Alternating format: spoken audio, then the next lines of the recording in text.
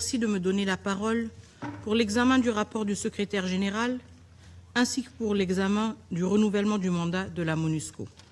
Je salue la qualité du rapport et je rends hommage au département des opérations de paix, aux acteurs humanitaires et à l'ensemble du personnel onusien qui, jour après jour, œuvrent à la protection des civils dans des conditions d'une extrême gravité, nous rappelant que la raison d'être de cette organisation est de défendre la dignité humaine, même lorsque les circonstances sont les plus adverses.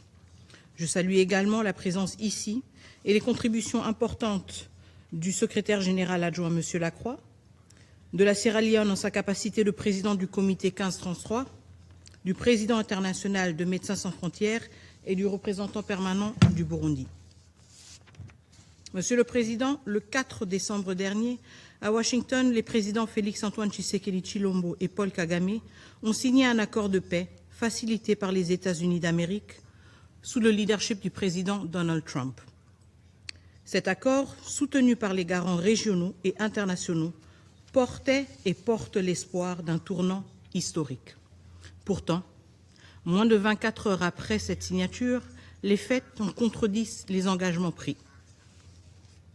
Bombardements, drones explosifs, avancées coordonnées autour d'Ouvira et dans la plaine de la Ruzizi.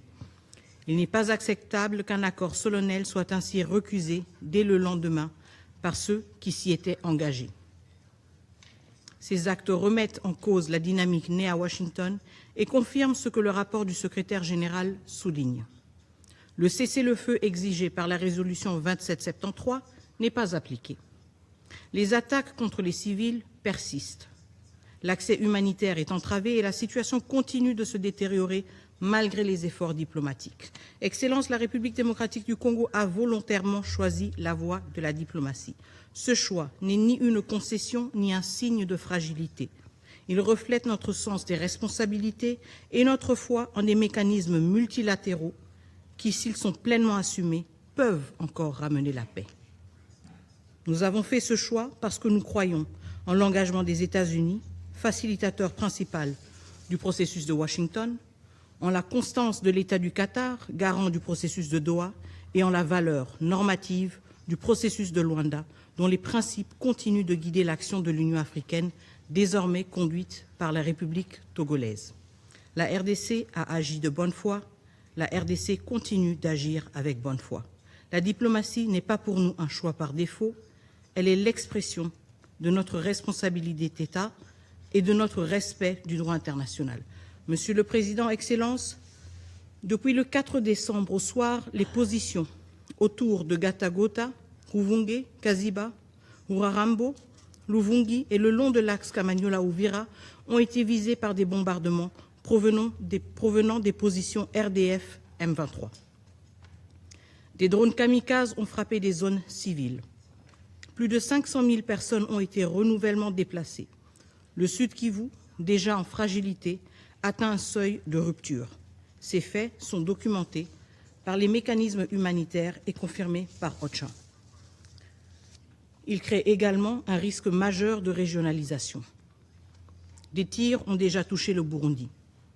Ouvira n'est distante que de 30 km de Bujumbura. Aucun pays voisin ne peut être exposé à de telles attaques sans risque d'escalade. La stabilité régionale ne peut reposer sur la normalisation de violations aussi graves. Monsieur le Président, moins d'une semaine après la signature des accords de Washington, certains acteurs ont choisi de s'écarter des engagements librement acceptés. Le recours à des narratifs inversés et à une désinformation systématique pour attribuer à la République démocratique du Congo la responsabilité des attaques commises par la coalition RDF M23 est une stratégie désormais bien documentée par des mécanismes internationaux. Nous ne pouvons accepter que la manipulation devienne un instrument de politique régionale. Les faits sont têtus, les résolutions de ce Conseil le sont davantage. La vérité n'est pas négociable et le droit international ne peut être dévoyé pour légitimer l'agression.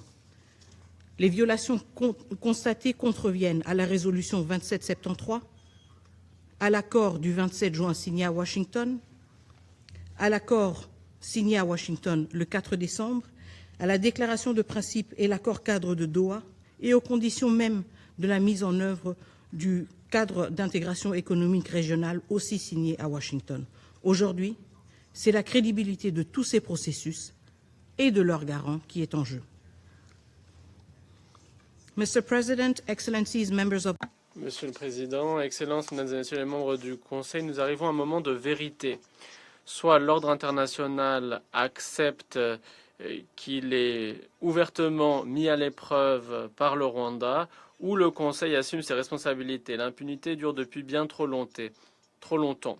Le peuple congolais ne peut subir le coup des engagements qui sont violés et des résolutions qui ne sont pas appliquées. Les faits sont clairs. Le cessez-le-feu exigé par la résolution 2773 n'a pas été respecté. Les forces étrangères, c'est-à-dire les forces de défense rwandaises, demeurent sur le sol congolais et les civils continuent à être ciblés. L'accès humanitaire est entravé, la désinformation est utilisée délibérément afin de faire porter la responsabilité à d'autres et de protéger les criminels. La crédibilité de tous les processus, Washington, Doha et la facilitation africaine, ne dépendent que d'un principe, la redevabilité. Sans conséquence, les accords n'ont aucun effet.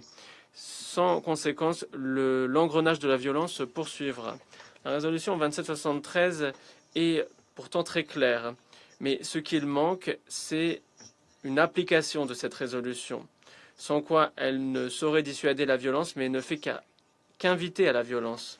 Lorsque les violations ne sont pas punies, l'impunité devient la politique. La responsabilité de ce Conseil n'est pas de redire ses décisions, mais de les faire appliquer. La résolution 2773, le constat est implacable. Une nouvelle ville est tombée, une administration parallèle s'est consolidée, des milliers de familles supplémentaires ont fui, d'autres ont été tuées, violées, terrorisées.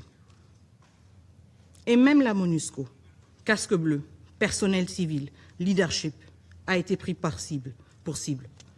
Pendant ces 9 mois, ce Conseil n'a pris aucune mesure concrète pour faire respecter sa propre résolution et pour défendre sa propre mission.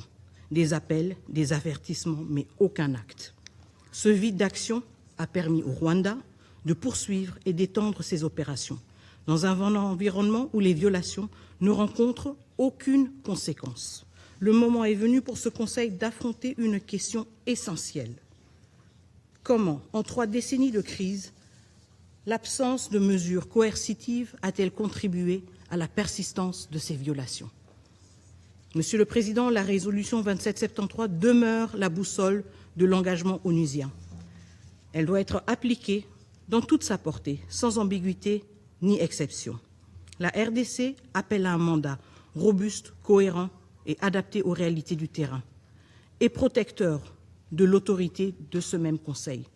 Le mandat renouvelé doit garantir la protection des civils, réaffirmer le retrait des forces étrangères, soutenir les opérations humanitaires, inclure explicitement la protection des casques bleus, du personnel civil et du leadership de la MONUSCO, condamner toute attaque contre eux et empêcher tout contournement des décisions du Conseil. Car en effet, l'obstruction du mandat des Nations Unies par le Rwanda et le M23 ne peut jamais justifier son affaiblissement. Ce Conseil ne peut céder face à ceux qui le défient et qui défient son autorité. Monsieur le Président, la RDC est un pays africain. Elle fait aussi pleinement partie de la communauté internationale. Nous respectons les solutions africaines aux problèmes africains. Mais cela ne peut devenir un relativisme juridique permettant de contourner les normes universelles. Il n'existe pas de version régionale des droits de l'homme ou de la souveraineté. Toute solution durable doit s'appuyer sur les principes universels de la Charte des Nations Unies. Monsieur le Président, Excellences, Mesdames et Messieurs les membres du Conseil, le peuple congolais a choisi la paix. Il l'a demandée, il l'a négociée, il l'a signée. Il ne doit pas payer le prix de la mauvaise foi de ceux qui tournent le dos à leurs engagements.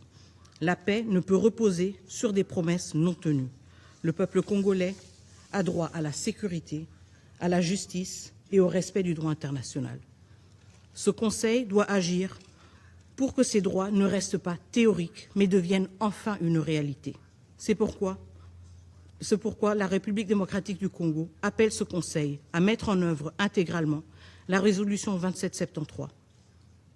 Imposer des sanctions ciblées contre les responsables militaires et politiques de l'agression, instaurer un embargo total sur les minerais exportés comme rwandais, révoquer le statut de contributeur de troupes du Rwanda aux opérations de maintien de la paix des Nations Unies et établir un régime de notification systématique pour tout transfert d'armes vers le Rwanda. Les garants de Washington, de Doha et de la facilitation africaine doivent également assumer leurs responsabilités. Ces accords ne survivront qu'à la condition d'une fermeté collective et cohérente. Il appartient désormais à la communauté internationale de faire respecter les engagements pris et de permettre enfin l'avènement d'une paix durable dans l'est de la République démocratique du Congo et dans toute la région des Grands Lacs. Je vous remercie.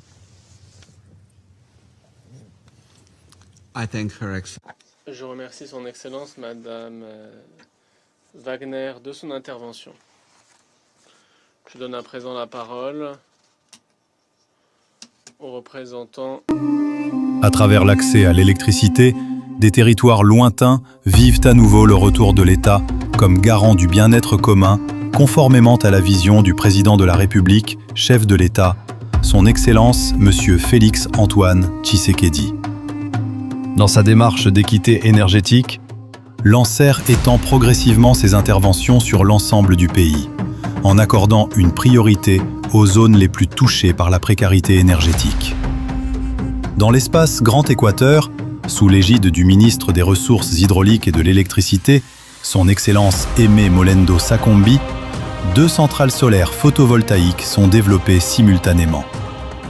À Bonga-Ndanga, dans la province de la Mongala, à Basankusu, dans la province de l'Équateur. Ces projets marquent une étape importante dans l'accès à l'énergie moderne dans ces territoires. Accompagnant la mise en œuvre sur le terrain, le directeur général de l'ANSER, M. Cyprien Mussimar, fait état d'un niveau d'avancement significatif. Basankusu, construction d'une centrale de 700 kW crête, avec un taux d'exécution de travaux estimé à 96%.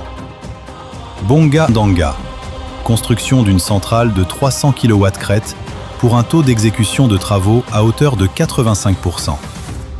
Dans les 2 sites, l'éclairage public est d'ores et déjà opérationnel, apportant une amélioration nette et visible dans le quotidien des habitants. Là où la nuit avait longtemps occulté les rêves des communautés, se lève désormais un jour nouveau. Et là où l'accès à l'électricité est restauré, c'est le retour de l'autorité de l'État qui est rétabli. ANSER, pour un nouveau jour sur la RDC.